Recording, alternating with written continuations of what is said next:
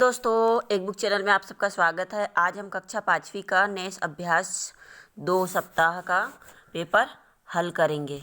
चलिए फिर स्टार्ट करते हैं। सबसे पहले हमें एक तालिका दी गई है, इसको देखते हैं, तालिका को पढ़ते हैं। कक्षा 5, समय सुबह 10 बजे से 12:30 बजे तक। यह एक वार्षिक मूल्यांकन की समय सारणी दी गई है और इसके आधारित ही नीचे क्वेश्चन बने हुए हैं, तो इसको पहले पढ़ के समझना होगा। दिनांक, क्रमांक, और यहाँ पे दिन दिया है, विषय और मौखिक या लिखित, सब कुछ यहाँ पर दिया हुआ है। अब देखिए 8/3/2020 सोमवार, विषय हिंदी और मौखिक और लिखित होगा ये पेपर। फिर 9/3/2020 मंगलवार, अंग्रेजी मौखिक या एवं लिखित होगा। 11/3/2020 गुरुवार, गणित लिखित होगा ये पेपर। फिर 13/3/2020 शनिवार, पर्यावरण अध्ययन, ये भी लिखित। 15/3/2020 सोमवार, गणित मौखिक होगा। 18/3/2020 गुरुवार, पर्यावरण, ये भी मौखिक होगा। अब इस पर आधारित हम प्रश्नों को देखेंगे। इस पे आधारित प्रश्नों को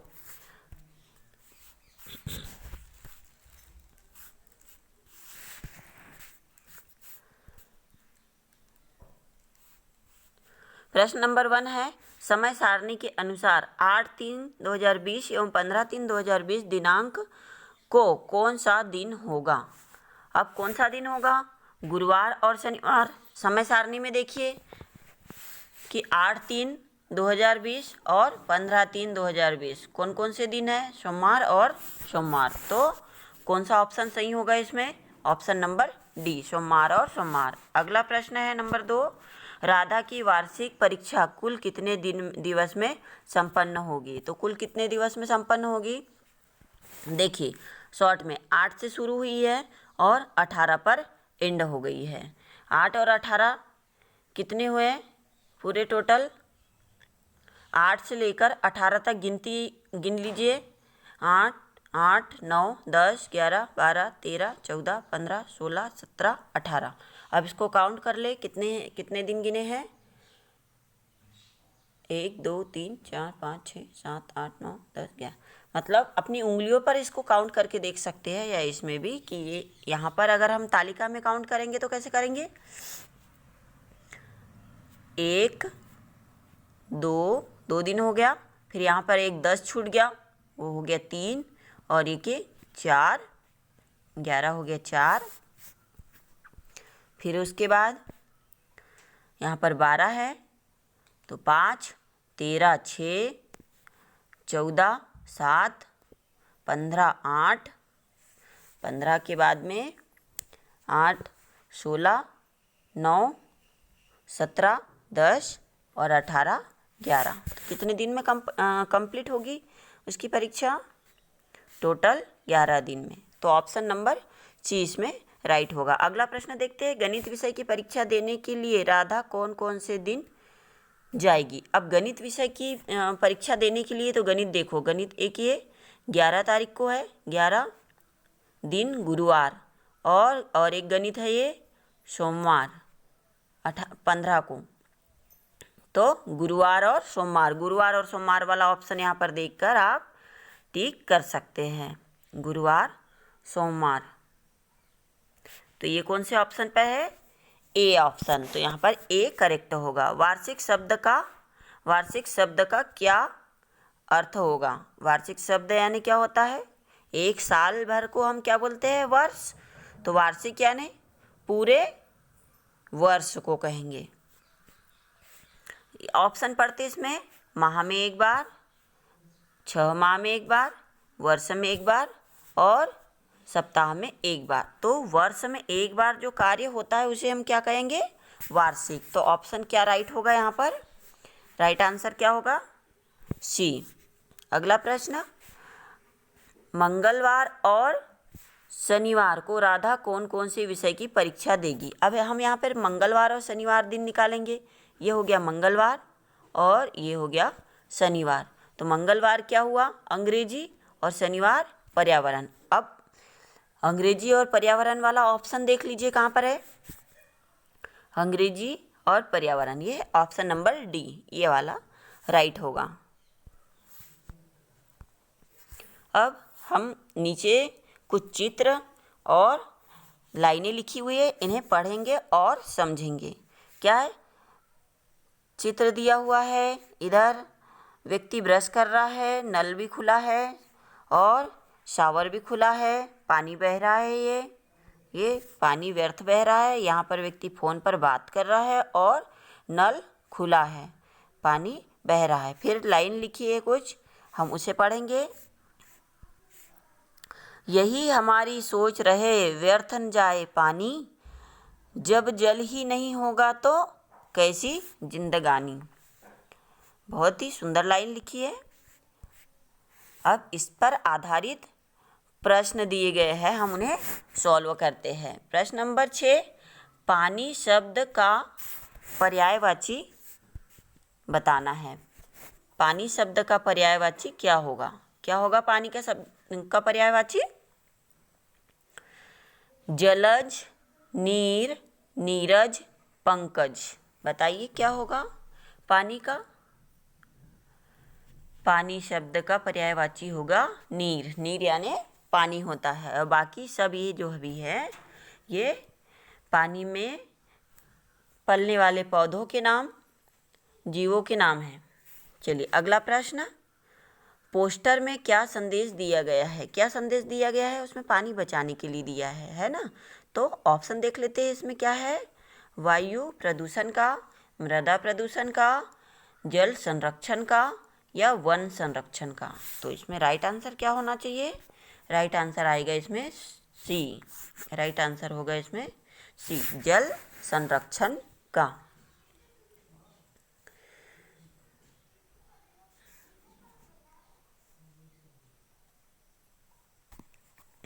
अगला प्रश्न है, दिए गए पोस्टर में पानी का उपयोग क्या होना चाहिए दिए गए पोस्टर के अनुसार? तो ऑप्शन पढ़ते हैं। व्यर्थ हो रहा है, सार्थक हो रहा है, मितव्ययी हो रहा है, या संरक्षण हो रहा है। क्या हो रहा है पानी का इस यहाँ पर उपयोग हो रहा है या व्यर्थ बह रहा है? दिए गए पोस्टर के अनुसार, दिए गए पोस्टर के अनुसार पानी व्यर्थ हो रहा है। दिए गए पोस्टर के अनुसार क्या हो रहा है? पानी व्यर्थ हो रहा है, मतलब यहाँ पर ऑप्शन ए राइट होगा। अगला प्रश्न, आपके अनुसार निम्नलिखित में से अच्छी आदत कौन सी है? ऑप्शन सुन लीजिए। नल खोलकर ब्रश करना, नल खुला छोड़कर फ़ोन पर बात करना, बाल्टी में पानी भरकर नहाना, या नहाते हुए पानी पर ध्यान न देना। अब इसमें राइट आंसर क्या होना चाहिए आपके हिसाब से? इसका राइट आंसर होगा बाल्टी में पानी भरकर नहाना। हम बाल्टी में पानी भर के नहाते हैं तो पानी कम उपयोग होता है और व्यर्थ में नहीं बहता है। प्रश्न नंबर 10, सही हमारी सोच रहे पंक्ति में रेखांकित शब्द है। रेखांकित शब्द क्या है यहाँ पर? हमारी। और हमारी क्या है? क्रिया है, विशेषण है, काल है, या सर्वनाम है। हमारी यहाँ पर क्या होगा? सर्वनाम होगा, मतलब यहाँ किसी विशेष का पर्टिकुलर नाम न लेकर संज्ञा का उपयोग न किया गया है तथा सर्वनाम का उपयोग किया गया है। संज्ञा के बदले यहाँ पर सर्वनाम का उपयोग किया गया है, इसलिए यहाँ पर यह सर्वनाम होगा हमारी। चलिए अगला सब्जेक्ट का पेपर देखते हैं हम, पर्यावरण, जो इसी का खंड है, भाग 2।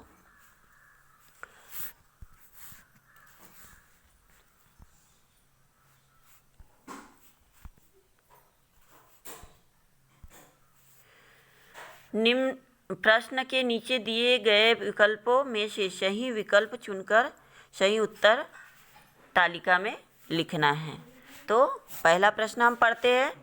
राजू के खेत में सांप देखकर वहीं खड़े लोग उसे मारने का प्रयास करने लगे तो राजू ने उन्हें सांप को मारने से रोका और कहा कि सांप किसान का मित्र होता है। क्योंकि क्यों मित्र होता है? ऑप्शन पढ़ेंगे। वह किसानों का मनोरंजन करता है, अब इसके ऑप्शन पढ़ते हैं। वह किसानों का मनोरंजन करते हैं, वह फसल को हानि पहुंचाने वाले चूहों को खाता है, वह मिट्टी को उपजाऊ बनाता है, वह किसान को काटता नहीं है। अब इसमें राइट आंसर क्या होना चाहिए? किस तरह से वह किसान की मदद करता है, सहायता करता है? तो इसमें राइट आंसर सही वाला होगा, वह फसल को हानि पहुंचाने वाले चूहों को खाता है। इस प्रकार से वह किसान की क्या करता है? मदद करता है। अगला प्रश्न है, यदि किसी को सांप काट लेता है तो डॉक्टर के आने से पहले प्राथमिक उपचार के लिए आप क्या उपाय करेंगे? भाई अब इसके ऑप्शन पढ़ लेते हैं। तांत्रिक के पास ले जाएंगे, डॉक्टर का इंतज़ार करेंगे, काटने वाली जगह के ऊपर नीचे कपड़े से कसकर बांधेंगे, या कांटे की जगह पर कोई दवाई लगा देंगे। अब इसका राइट आंसर समझते हैं क्या होगा। इसका राइट आंसर है, काटने वाली जगह के ऊपर नीचे कपड़े से कसकर बांध देंगे। ये इसका राइट आंसर होगा। चलिए अगला प्रश्न देखते हैं। मीना जैम लगी ब्रेड को डिब्बे से बाहर निकालना भूल गई थी। एक सप्ताह बाद जब उसने डिब्बा खोला तो देखा कि क्या हुआ होगा? एक सप्ताह तक बंद रखा तो अब वही समझना है।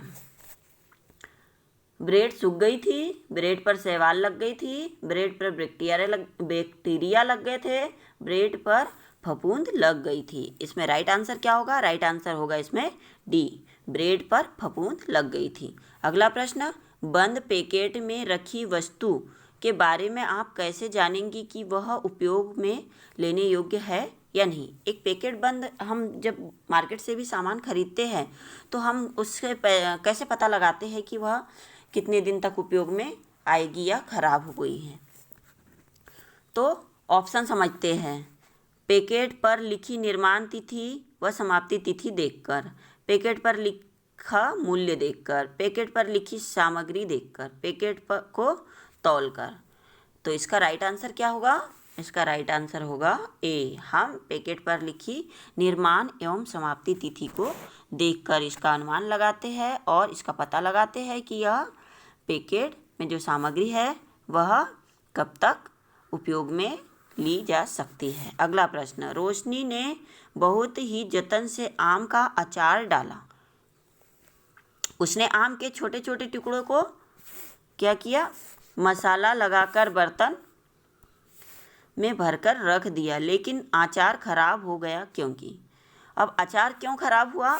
ऑप्शन के माध्यम से हम समझते हैं और ऑप्शन में कौन सा राइट ऑप्शन है उस पर क्लिक करते हैं। अचार में नमक की मात्रा अधिक थी, अचार गीले हाथ या चम्मच से निकाला गया था, बर्तन धातु से बना था, अचार का बर्तन प्लास्टिक का नहीं बना था। अब इसमें राइट आंसर क्या होना चाहिए? इसका राइट आंसर होगा अचार गीले हाथ या चम्मच से निकाला गया था। जब हम गीले हाथ या गीले चम्मच से निकालते हैं तो उसमें जो लगा हुआ पानी रहता है वह अचार में चला जाता है, जिसकी वजह से पानी के साथ वह क्रिया करता है और उसमें फफूंदी लग जाती है, खराब हो जाता है। अगला प्रश्न, छठवां, इनमें से कौन सा पौधा जल के द्वारा अपने बीजों का प्रकीर्णन करता है? कौन सा पौधा है? आख, नारियल, आम, कपास जल के द्वारा प्रकीर्णन करता है। इसमें ऑप्शन नंबर होगा बी, नारियल। नारियल एक ऐसा पौधा है जो जल के द्वारा अपने बीजों का प्रकीर्णन करता है पानी के द्वारा। अगला प्रश्न, कुछ पौधों के बीज पतले और रोएदार होते हैं, ये बीज हवा के द्वारा फैलाए जाते हैं। इस प्रकार के बीज निम्नलिखित में से किसके होंगे? अब किसके बीज होंगे जो हवा के द्वारा फैलते हैं और उगते हैं? क्वेश्चन नंबर 7, ऑप्शन है अमरूद, कपास, टमाटर और कमल। अब रेशेदार किसके बीज होते हैं? सभी ने देखे कपास के बीज कैसे होते हैं, उसके ऊपर रेशे बने रहते हैं और हवा में उड़ता है कपास तो बीज भी उड़ जाते हैं। तो यहाँ राइट आंसर क्या होगा? बी, कपास। अगला प्रश्न, चित्र में घर की छत पर गिरता हुआ वर्षा का जल इकट्ठा किया जा रहा है। कहाँ पर इकट्ठा किया जा रहा है? ऑप्शन देखते हैं। तालाब में, कुएं में, बावड़ी में या टैंक में। यहाँ पर एक चित्र दिया हुआ है। अब इस चित्र में देखना है कि वर्षा हो रही है और उसका जल छत से कहाँ पर जमा किया जा रहा है। राइट आंसर बताने का प्रयास करेंगे। यहाँ पर टैंक में। यहाँ पर एक टैंक बना हुआ है जिसमें वर्षा का जल इकट्ठा किया जा रहा है। अगला प्रश्न है, जल ही हमारा जीवन है, अतः जल की बचत करने के लिए नहाते समय आप क्या उपयोग करेंगे? ऑप्शन है बाथटब, पाइप, फुहारा या बाल्टी और मग। तो भाई पानी बचाना है तो हमें किसका उपयोग करना होगा? बाल्टी और मग का। राइट आंसर क्या होगा यहाँ पर? डी। अगला प्रश्न, पहाड़ी व ठंडे क्षेत्रों में बने घरों या मकानों की विशेषता होती है। क्या विशेषता होती है जो पहाड़ी क्षेत्र में होते हैं और ठंडे इलाकों में जो मकान बने होते हैं जैसे जम्मू कश्मीर, तो वहाँ पर क्या विशेषता होती है वहाँ के घरों की? अब ये ऑप्शन पढ़ते हैं। घरों में अधिक खिड़कियाँ होना, घर में अधिक दरवाजे होना, घर की मोटी मोटी दीवारें होना, घरों में बड़े बड़े टाइल्स होना। क्या होगा इसका राइट आंसर? इसका राइट आंसर होगा घरों की मोटी मोटी दीवारें होना, क्योंकि मोटी दीवारें ठंड को ईजिली अंदर नहीं आने देती है। चलिए राइट आंसर यहाँ पे सी होगा। अगला अपना भाग है 3 गणित। इसके प्रश्न सॉल्व करते हैं, देखते हैं। प्रश्न के नीचे दिए गए विकल्पों में से सही विकल्प चुनकर सही उत्तर की तालिका में लिखिए। दिए गए चित्रों को देखिए। ये चित्र दिए हुए हैं, इनके अनुसार से सॉल्व करना है। अब निम्न में से कौन सा विवरण सही है? चित्र 1 का क्षेत्रफल चित्र 2 के क्षेत्रफल से अधिक है। चित्र 1 का क्षेत्रफल चित्र 2 के क्षेत्रफल से अधिक है क्या अधिक? कितने खाने बने हैं यहाँ पर? 1 2 3 4 5। और यहाँ पर कितने बने? 1 2 3 4 5। दोनों में 5-5 खाने बने हुए हैं। क्षेत्रफल किसका अधिक होगा ये बताना है। अब चित्र 1 का क्षेत्रफल चित्र 2 के क्षेत्रफल से अधिक है। और दूसरा ऑप्शन क्या है? चित्र 1 और चित्र 2 का क्षेत्रफल समान है। सी ऑप्शन, चित्र 1 और चित्र 2 का क्षेत्रफल मापा नहीं जा सकता। डी ऑप्शन, चित्र 1 का क्षेत्रफल चित्र 2 के क्षेत्रफल से कम है। क्या होगा इसमें राइट आंसर? चित्र 1 और चित्र 2 का क्षेत्रफल समान है, क्योंकि इसमें समान डिब्बे बने हैं। कितने ले डिब्बे बने हैं? 5-5 डिब्बे बने हैं, इसलिए राइट आंसर इसमें क्या होगा? बी। अगला प्रश्न है, निम्न में से किस आयत के घेरे की लंबाई सबसे अधिक होगी? अब आयत के घेरे दिए हुए हैं, इनमें से बताना है कि किस आयत के घेरे की लंबाई सबसे अधिक होगी। देखिए ए ऑप्शन में है 10 मीटर और 12 मीटर, बी में है 8 मीटर और 12 मीटर, सी में है 11 मीटर और 12 मीटर, डी में है 9 मीटर और 13 मीटर। तो इसमें राइट आंसर क्या होगा? राइट आंसर इसमें सी होगा। सी क्यों होगा? क्योंकि यहाँ पर 11 और 12 मीटर है जो सबसे बड़ी संख्या है। इसके आधार पर सबसे बड़ा क्षेत्रफल किसका होगा? सी वाले आयत का। अगला प्रश्न है, दी गई आकृति का क्षेत्रफल कितना होगा? अब ये दी गई आकृति है, इसका क्षेत्रफल बताना है। 1 सेंटीमीटर और यहाँ पर भी 1 सेंटीमीटर। एक बक्से का होगा 1 सेंटीमीटर। तो कितने बक्से हैं यहाँ पर? 1 2 3 4 5। कितने बॉक्स बने हैं? 5।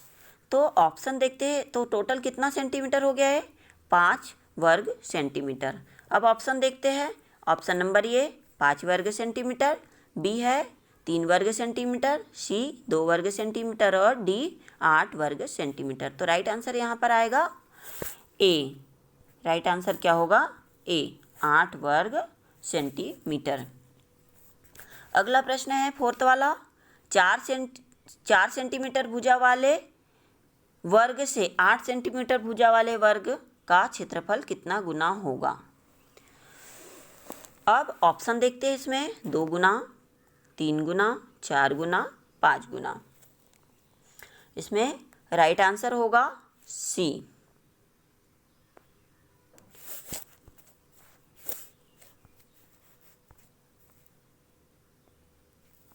इसमें राइट आंसर होगा सी।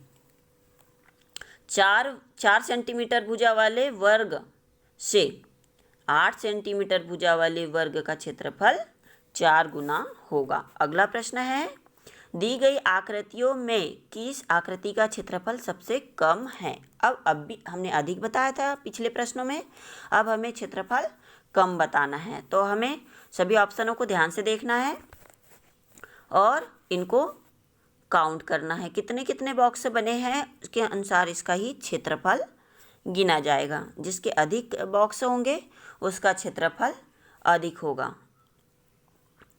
अब देखते हैं इनके बॉक्स काउंट करते हैं। 1 2 3 4 5 6 7। यहाँ पर 1 2 3 4 5 6 7 8। 1 2 3 4 5 6 7 8 9 10। 1 2 3 4 5 6 7 8 9।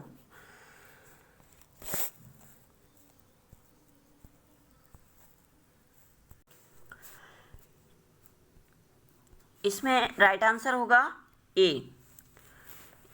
ए आकृति का क्षेत्रफल सबसे कम है। अगला प्रश्न है, दी गई आकृति में किस आकृति का क्षेत्रफल सबसे अधिक है? अब इसमें सबसे अधिक क्षेत्रफल बताना है। तो इसमें सबसे अधिक क्षेत्रफल किस आकृति का होगा? इसमें सबसे अधिक क्षेत्रफल डी का है। हमने जैसा पहला प्रश्न, ये 5वां प्रश्न किया है, वैसे ही 6वां प्रश्न भी है, कम और अधिक का। अब क्वेश्चन नंबर 7, दी गई आकृति का परिमाप कितना होगा? परिमाप इसका बताना है। ये 1 इकाई और ये 1 इकाई। आड़ी लाइन 1 इकाई है तो खड़ी लाइन 1 इकाई है। टोटल कितनी इकाई होगी? 1 2 3 4 5 6 7 8 9 10।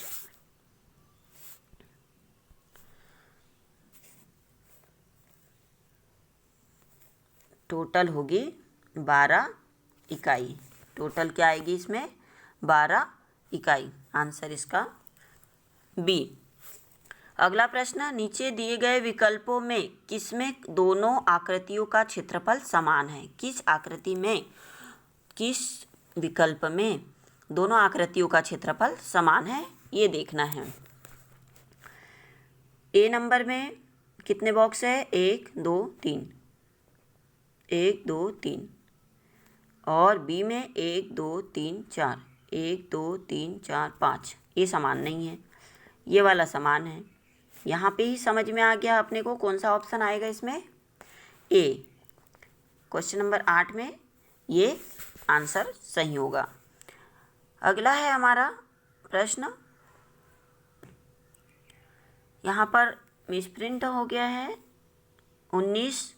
यहाँ पर क्वेश्चन 9 होना चाहिए था। इस घड़ी को देखिए। अब ये घड़ी को देखना है और इसमें इससे 1 घंटे बाद क्या समय होगा। अब यहाँ पर कितना बज रहा है? काटा है यहाँ पर छोटा 9 पे और बड़ा वाला जो मिनट वाला काटा है वह 3 पर होगा। मतलब कितना बज रहा है? 9:15। 9:15 बज रहा है। उसके 1 घंटे बाद का समय बताना है। मतलब कितना हो जाएगा? 10:15। तो 10:15 वाली सुई कहाँ पर है? ये है, यहाँ 10 पर है छोटा और बड़ा 3 पर है। अगला प्रश्न, यहाँ पर ऑप्शन नंबर डी सही होगा। अगला प्रश्न है हमारा लास्ट वाला प्रश्न।